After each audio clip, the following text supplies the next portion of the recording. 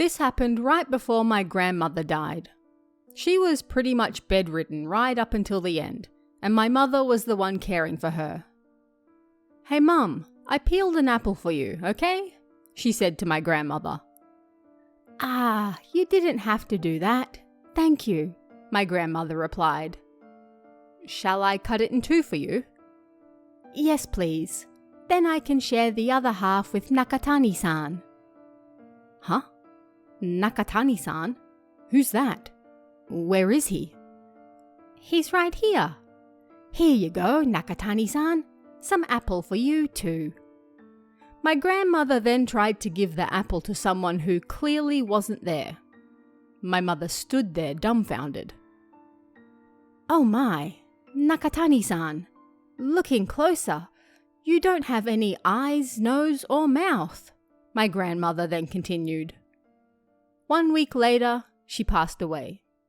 When I heard this story from my mother, I was pretty shaken. Hey guys, I'm your host Tara A. Devlin, and welcome to this week's episode of Kowabana, true Japanese scary stories from around the internet. I know many of you have been waiting for it, and it's now here. Toshiden, Exploring Japanese Urban Legends Volume 4 is now available. Once again, there are a host of new legends to explore, both horrifying, bizarre, and otherwise. And of course, a new season of the podcast to go with it. That started just last week, so if you haven't checked it out yet, it's available right now. This week, we're delving into some bizarre stories that just don't seem to make any sense, no matter how you look at them. First up, a man has a run-in with a child who looks awfully familiar, but when he realizes who, that just makes things even more confusing. Find out why in The Children I've Seen Before.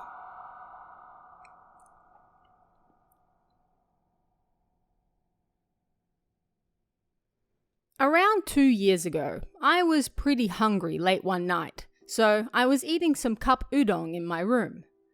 But then something felt strange, almost like someone was looking at me. I turned to look to the side, and there, in the space in front of the chest of drawers, there was a child looking at me and smiling.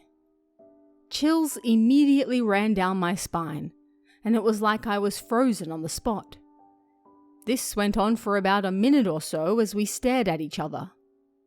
Then, as time passed, it was like, huh? I feel like I've seen this kid somewhere before. Then the kid grinned, baring his teeth, before suddenly he disappeared. For a while, I continued to sit there, unable to move, but when I looked at that spot where the child had just been, nothing looked any different to usual. But I had seen that kid somewhere before. Who was he? I spent the whole night trying to remember, but no matter how much I racked my brain, I just couldn't place it. In the end, I gave up and went to bed. The next morning, I don't know if I dreamt about him or not, but either way, when I woke up, I remembered who that child was. It's a pretty common story, but that kid was a friend that only I knew when I was younger. The type of friend that my parents didn't even know about, even though we often played together in the house. When I was younger, well, I didn't have many friends, for a variety of reasons. But this kid was a slightly older boy who often hung out with me. We played together nearly every day, and because we lived in the countryside, we often played on a small mountain nearby. The most vivid memory I have of him is the story I'm about to tell you now.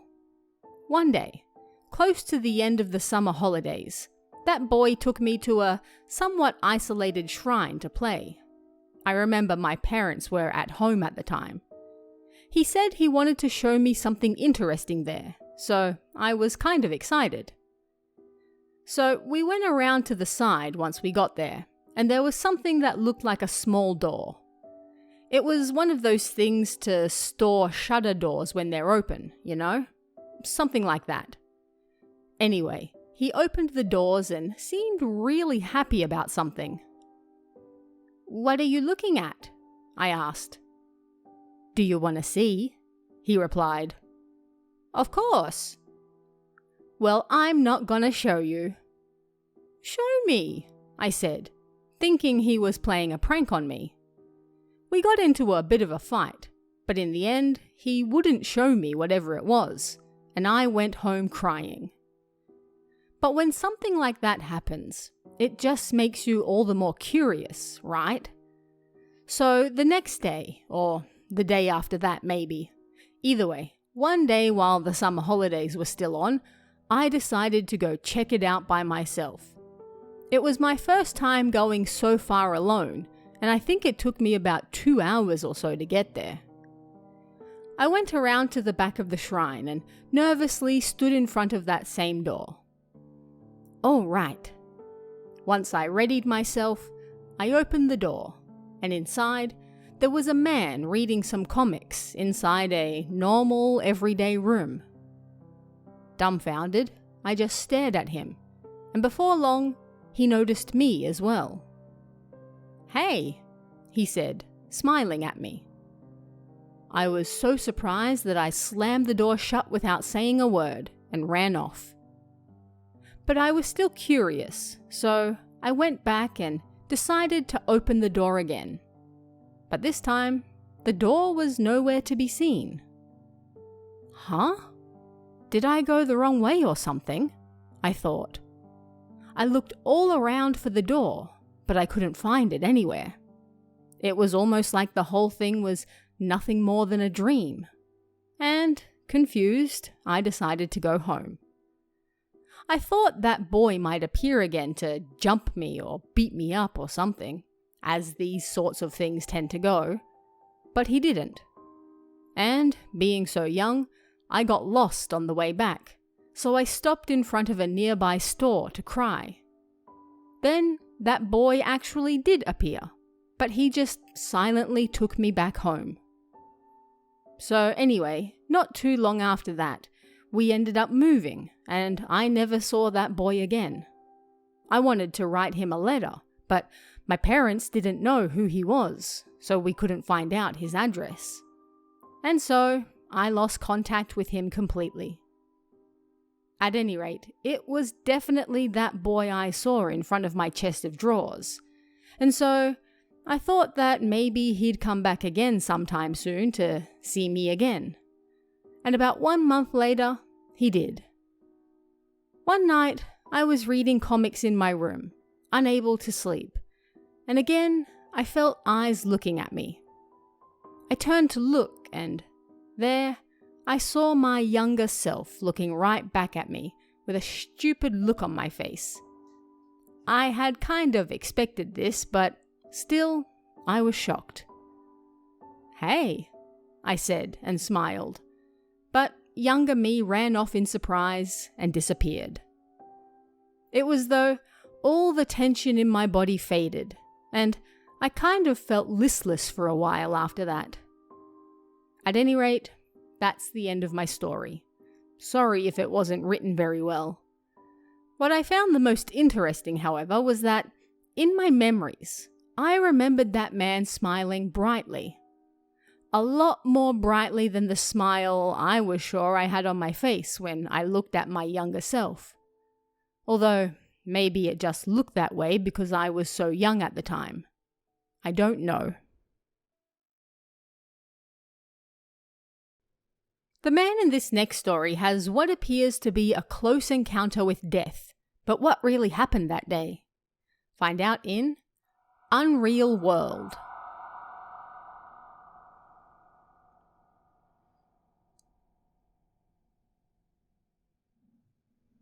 I've never told anyone this before, but I'd like you guys to read my story. It happened exactly 2 years ago today. I was on my way home from the station. I think it was around 9 p.m.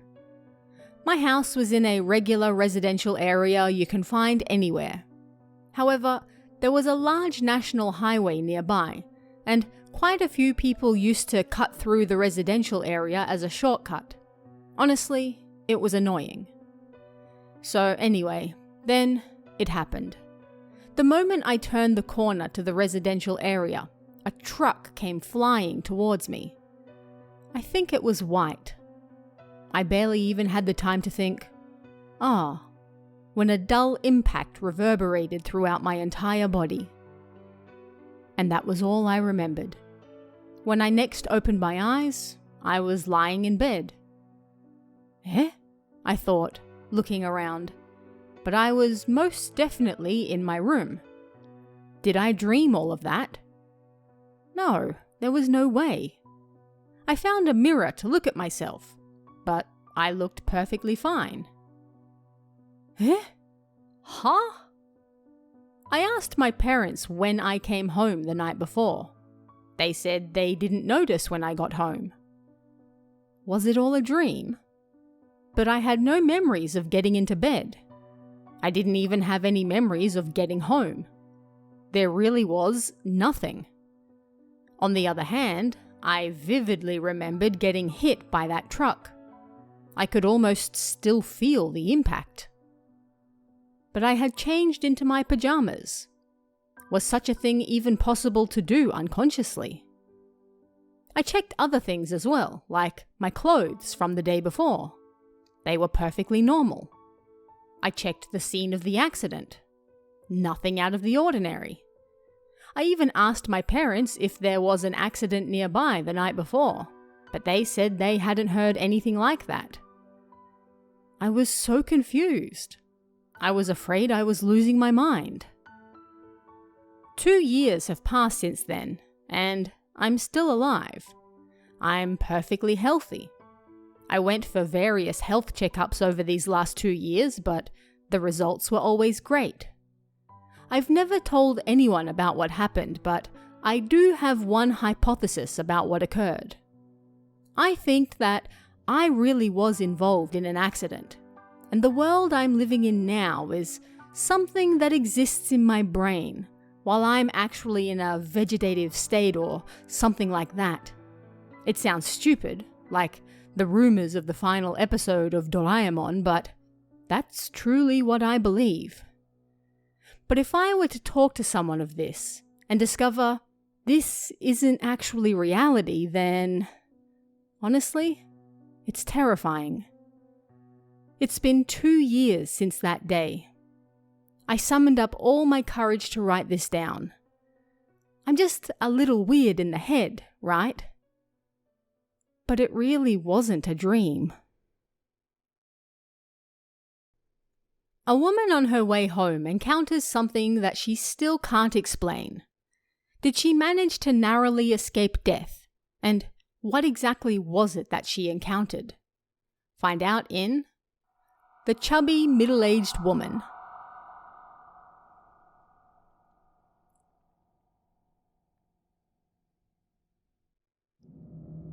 I'm not really all that knowledgeable when it comes to the occult, so I don't know whether this is something that often happens or not. I came here because I wanted to tell someone, anyone, about what happened to me. It's my first time writing here, so please forgive me if it's a little hard to read. I was pushing my pram home from a nearby drugstore around lunchtime. The air was heavy and damp. Plus, it was raining, so visibility wasn't that good. However, on the other side of the road, I saw a woman walking by herself. I remember thinking at the time that she was a little chubby and seemed to have a limp. The sidewalk was narrow, so I was thinking I had to hurry to enter the apartment building. But something felt so off about that woman that I stopped to stare at her for a bit. At first, I thought she was wearing a black mask, but that wasn't the case at all. Rather, her face was like an open hole. I could see curly hair beneath her hat, and she was wearing a grey windbreaker with flowery patterned pants. Normal attire you might see on any middle-aged woman. But she didn't have a face. Or perhaps I just couldn't see her face. Plus, the way she walked. No matter how you looked at it, it was like everything from her hips down was swaying and wiggling from side to side. It looked like she was walking, but she wasn't actually walking. It hit me that she probably wasn't human. Rather, she was just pretending to be human. It was both strange and horrifying. Then my baby cried. "I'm sorry, we'll be home soon," I said. When I looked up from the pram, the woman, who was roughly 10 meters away, was now only 5 meters away. Oh crap, I thought. I ran off with the pram, turning left, and entered the apartment building grounds. There was a small park at the approach to the entrance, and this park was surrounded by a large fence with a gate by the sidewalk. As I passed through that gate, it felt like it was right behind me, but I couldn't bring myself to turn around. Nothing happened once I was through the gate, and I safely made it home. But what on earth was that thing I saw? A young kid has a strange experience they still can't explain today. But what was really going on? Was it something supernatural or... Find out in Two Fathers.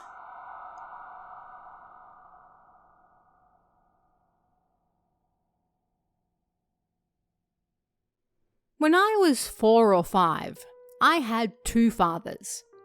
It wasn't that my mother was cheating or anything. It was the same father, but 2 of him. Maybe it doesn't make much sense, but they had the exact same features. Only the look in their eyes was different, and something about him didn't feel of this world.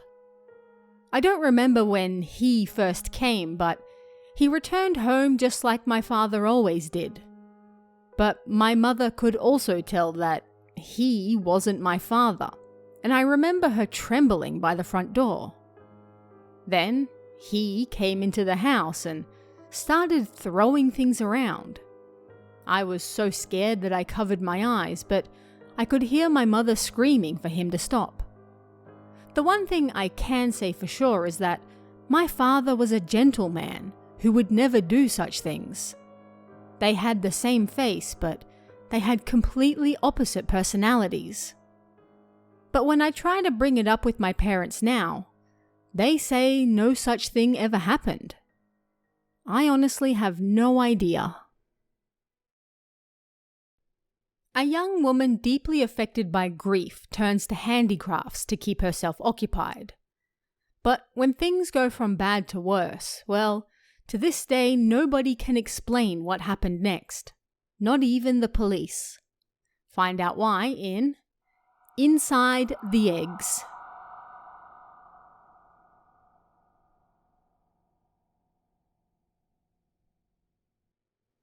I heard this story from a friend who works for the police. Do you remember that there was a dismemberment case around here sometime last year? They found bits of a man's body in the room of a young woman. That story. This isn't a splatter story or anything like that, although those are the circumstances. Let's call that woman Eiko and the man Kazuki. Both their mothers were childhood friends, so I guess that made them childhood friends too. They went to the same elementary, junior, and high schools, but in the first grade of high school, Eiko started dating Sakaki, a friend of Kazuki-san's. The 3 of them then went to the same university, but about 6 months later, Sakaki-san died. He fell into a dam while they were on a date. It was just the 2 of them at the time, so nobody saw it happen. In the end, it was treated as an accident, and Eiko-san was in such shock that they couldn't even interview her about it. She stopped going outside and then dropped out of university. She was able to carry out the basic essentials of life, such as bathing, going to the toilet, and eating, but she could barely talk, and if you tried to get her to do something, she'd scream and lash out. Her father refused to have her admitted to a hospital, but he also wouldn't go near her on the second floor of their house either.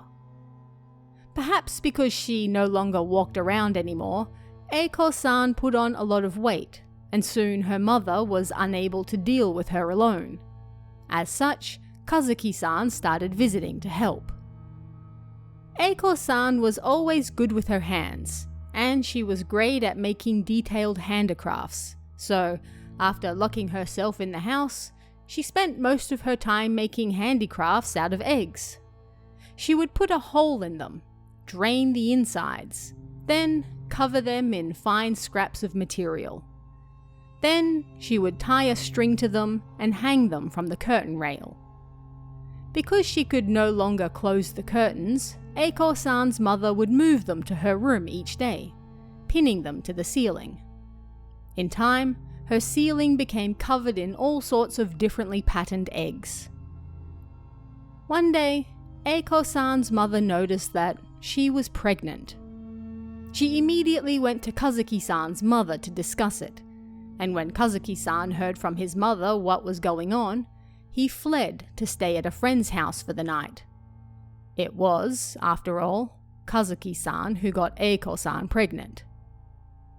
One day, Kazuki-san went to stay at one of his friend's houses, and that friend managed to get the story out of him. Apparently, after telling him what happened, he told his friend he had to man up and take responsibility before leaving the house. But that was the last time anyone saw him alive. The next day, they found pieces of Kazuki-san's body in Eiko-san's room. It was Eiko-san's mother who discovered it. At first, she apparently had no idea what she was looking at. Eiko-san was asleep in the corner of the room, and all of the eggshells that should have been hanging from the ceiling were now scattered across the floor. There was a foul stench, but Eiko-san was sleeping like a baby, and her mother couldn't find the source of the smell. Then her mother wondered if the smell wasn't Eiko-san starting her period. Relieved that she wasn't actually pregnant, if that were the case, she decided to air the room out. However, the floor was covered in cracked and broken round eggshells. Hundreds of them, covered in cloth. As she tried to make a path to the window, Eiko-san's mother kicked the eggs out of the way, but they felt oddly heavy, surprising her. The stench in the room also got stronger as she moved them. The weight of them felt strange. Nervously, she squatted down to get a better look, and inside the cloth, she noticed something dark red. It was the exact same color as the open wound she got when she badly injured herself long ago.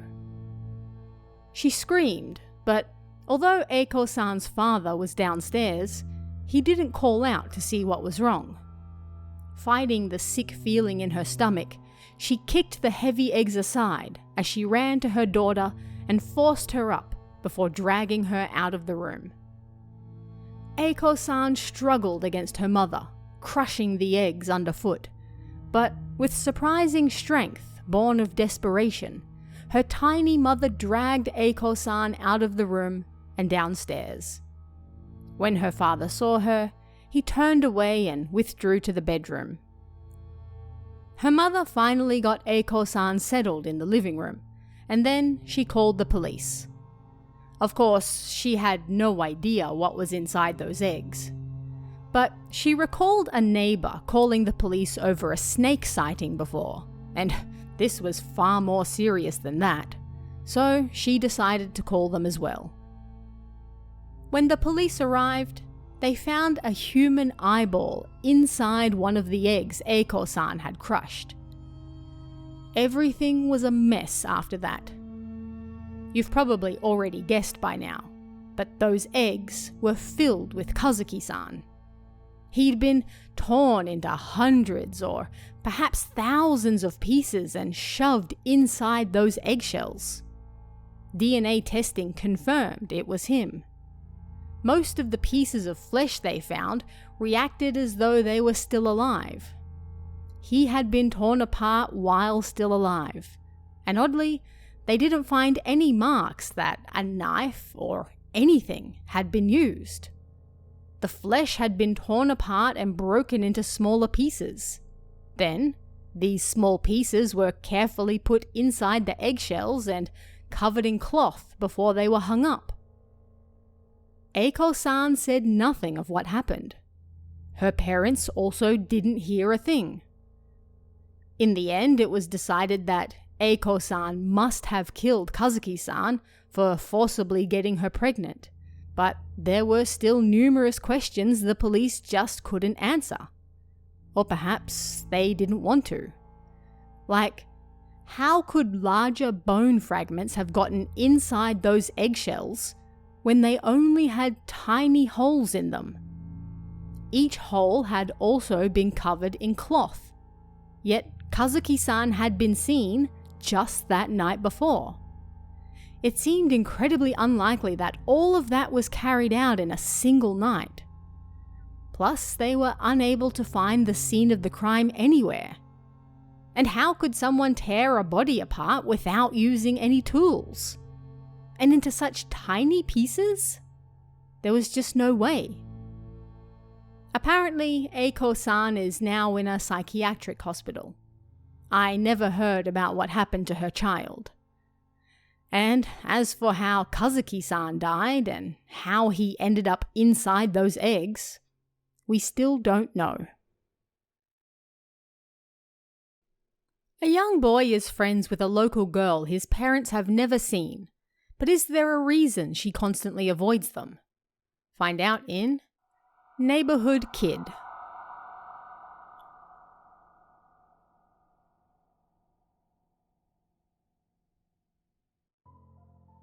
This happened when I was a kid, so some parts might not have exactly happened as I remember them. When I was in kindergarten, I often played with a girl from the neighborhood. My parents never once saw her.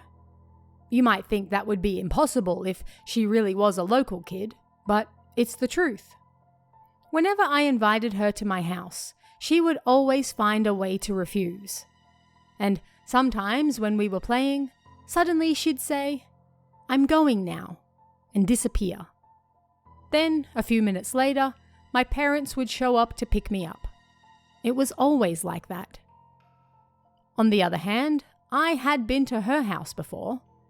It was a small wooden house, and it might be a little rude to say, but it gave off the feeling that they weren't particularly well off. But I never saw her parents. Perhaps they both worked and got home late, but whenever I went to that girl's house, neither of her parents were there. Towards the end of summer one year, we were playing together like we always did when, suddenly, that girl said, "I'm sorry, but we won't be able to play together anymore." I thought she might be moving, so I asked, but she just gave a vague response that didn't really answer the question.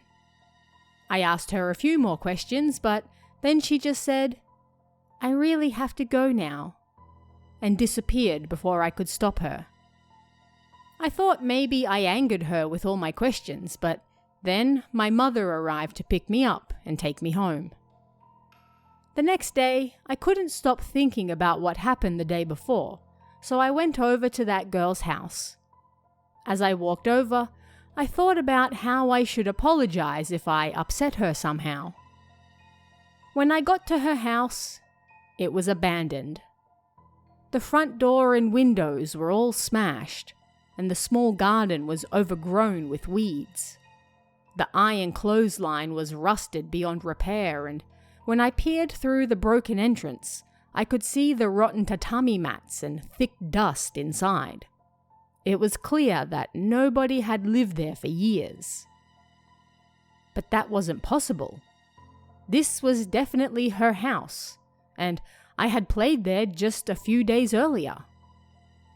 Being so young, I just couldn't understand what was going on, and I walked around the outside of the abandoned house, dumbfounded.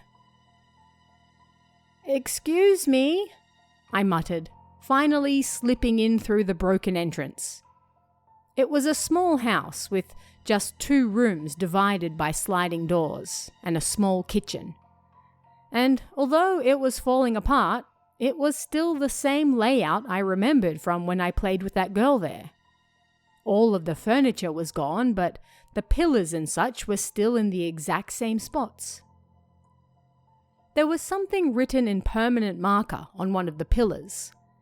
It was a line, presumably to measure someone's height, and that girl's name was written next to it in hiragana. This was definitely her house. Realizing that, suddenly I was overcome with sadness and I burst into tears. For some reason, it actually hit me that I really would never see that girl again. Thinking about it rationally, it was clearly an abnormal situation. But being a child, I was just sad I wouldn't see her again. And so I stood in the remains of that house, crying for a while. I wasn't able to tell my parents what happened that day. A few days later, for some reason, I lied and told them that the girl I always played with moved away. "Is that so? You must be sad," she said, not really understanding the scope of the situation. Now, several decades later, I can't really see that girl's face anymore when I try to think of her. But even so, I don't think I'll ever forget playing with that girl, or our strange parting that seemed like a fever dream. A man dozes on the train and, when he wakes up, finds himself in unfamiliar scenery. A common story, but what's really going on this time? Find out in Chartered Train.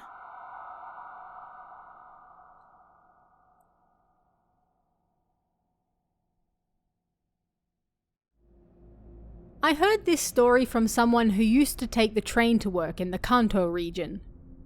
This person took the train from N-City, but it was on a short private line that only took about 20 minutes to go through. He rarely got to sit on the train, but on this particular day, he was able to find a seat and then quickly dozed off. When he woke up, he was still in the same carriage, but when he looked around, he didn't recognize his surroundings. Still half asleep, he thought that maybe the train had moved to a branch line or something, and that was about it. He then listened in on the conversation an elderly couple next to him were having. "Come to think of it, you really went through quite a lot too, huh?" No, it was nothing, really. A few high school girls were standing in front of him as well. "I was hoping I could visit a few more places before this, you know?" "Yeah, it sucks, right?" The train continued along the tracks for a while and then it pulled into a station with a difficult-to-read name that had 7 or 8 old-fashioned characters. Apparently, he couldn't remember what it said.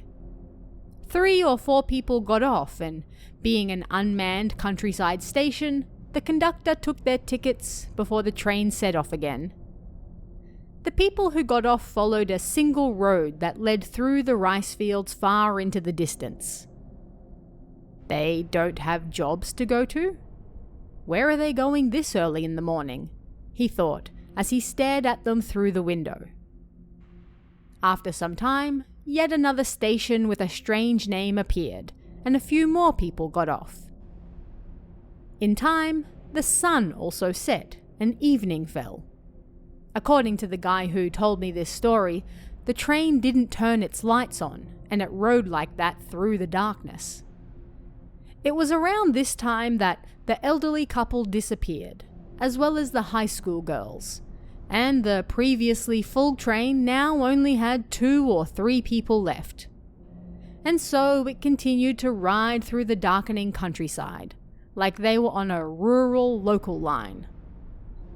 Even in this weird, dreamlike state, he thought to himself, "I've got to get to work." And so he got up to speak to the conductor. "Excuse me, when will we be arriving at M Station?" "Sir, could you show me your ticket?" the conductor asked. He had a commuter pass, but for some reason he looked for his ticket. However, he couldn't find one. Then the conductor raged at him. "Sir, you cannot ride this train without a ticket. This is a chartered train. You must get off right now. Get off!" The conductor grabbed the nape of his neck and then pulled the carriage doors open. Then, as the train was still moving, the conductor threw him outside. The train was on a steel bridge crossing a river at that precise moment, and so he fell into the darkness below. Huh? Where am I? That was apparently the first thing he said when he woke up. Next thing he knew, he was lying in a bed in the city hospital with tubes shoved down his throat and nose. He looked at the clock and it was around 9 p.m. Apparently, the train he was on drove through the place it was supposed to stop and numerous people died. He had been unconscious since that morning in a critical condition and had finally woken up. This was an actual incident that took place in the Kanto area around 10 years ago. It was vital testimony from one of the passengers who survived. A university student sometimes has premonitions of danger, and they always come true. But can he save his friends this time? Find out in Premonition.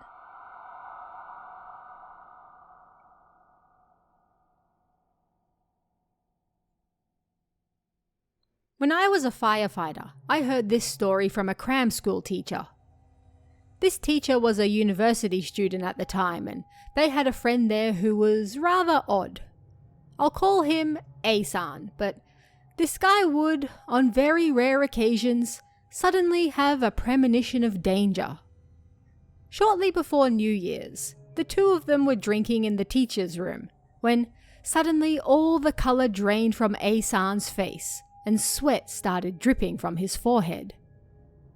"What's wrong?" the teacher asked him. But A-san ignored him, went over to the phone, and then started calling all his good friends, one by one, from a notebook in his pocket. Cell phones weren't a thing at the time.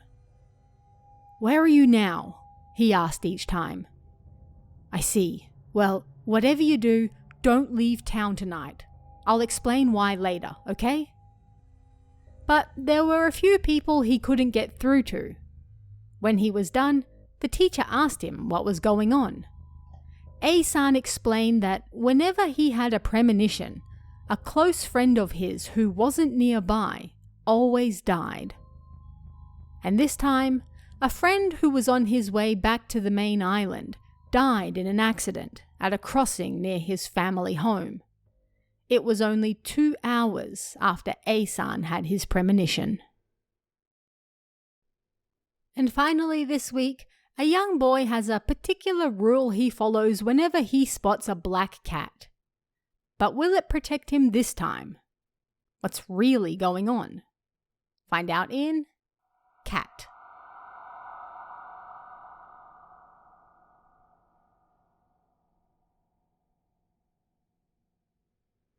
This happened when I was in the 4th grade or so. Kids that age tend to make up lots of their own little rules, right? I guess you could call them jinxes. Like, you have to only step on the white lines when crossing the road, or something bad will happen. Or, if you're riding home from school and your feet don't touch the ground once, then something good will happen. Stuff like that. Some rules I honestly came up with all by myself. Others were from conversations with friends.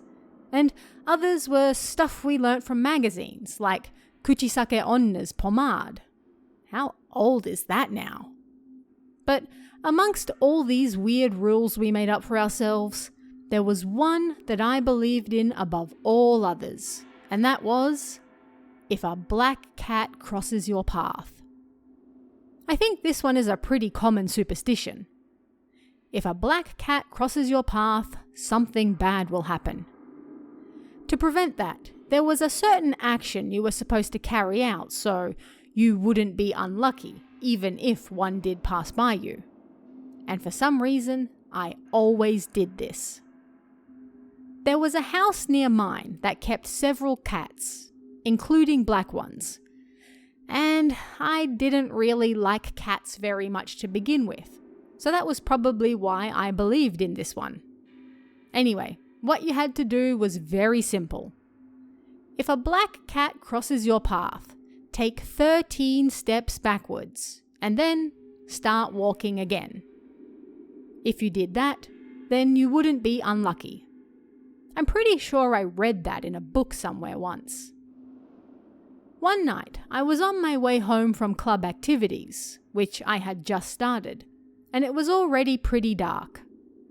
I followed the main road home with some friends, and then turned down a small path alone leading back towards my house. This small path was pretty empty, with just a few houses and not many streetlights. But still, it was only around 100 meters before I reached my house. "See ya!" "Yeah, see you tomorrow." I said goodbye to my friends, and when I looked up at the sky, I saw the moon was rising. I'm not even kidding. It was a bright red that I'd never seen before. A chill ran down my spine, and suddenly I felt uneasy. That's so creepy. I better get home right away. It was the road I always took, but I didn't walk home at night alone very much, so I picked up the pace. Then I passed S-san's house, who lived 4 doors down from us and had all the cats. And then I passed his neighbor, W-san's house, when a cat suddenly ran past me. Oh no, it was black. How unlucky.